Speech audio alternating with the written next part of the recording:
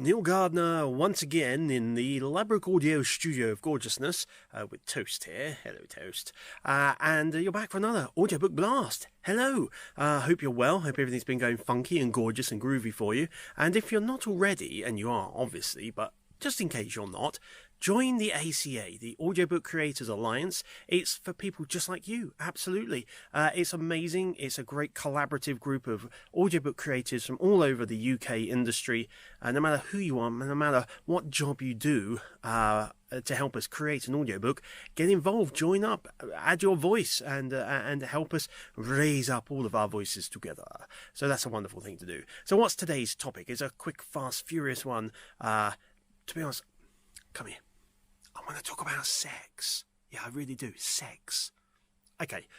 1 second silence to be true. Well, not necessarily 1 second, but silence. Or studio tone. So when you're editing an audiobook, there are times when you need to remove breaths or change the pacing.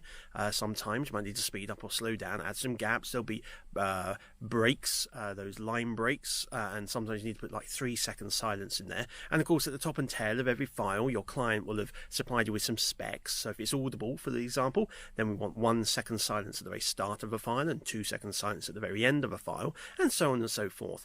Now, you can generate silence in any DAW, but that's digital silence. It's exactly zero. It's infinity low. It doesn't get any lower, to be honest with you. None more lower than that.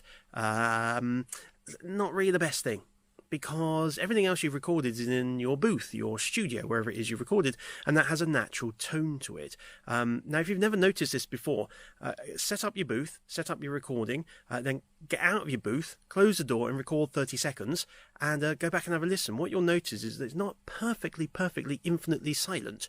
There'll be something there, normally somewhere around the sort of minus 70 decibels range, and that's your natural sound of your booth, your studio, your room, whatever. This is what you want to use. You want to have that 30 seconds of silence, or 60 seconds, some people like, and you can then clip out from there a 1 second, 2 second, 3 second gap, and use that whenever you're cutting and pasting and doing all your audio editing. Why? Because that's the same background sound that you're going to have underneath your narration. So when you suddenly stop talking, that'll be there. Now that means don't overuse your gating, naughty, because you still want some background sound.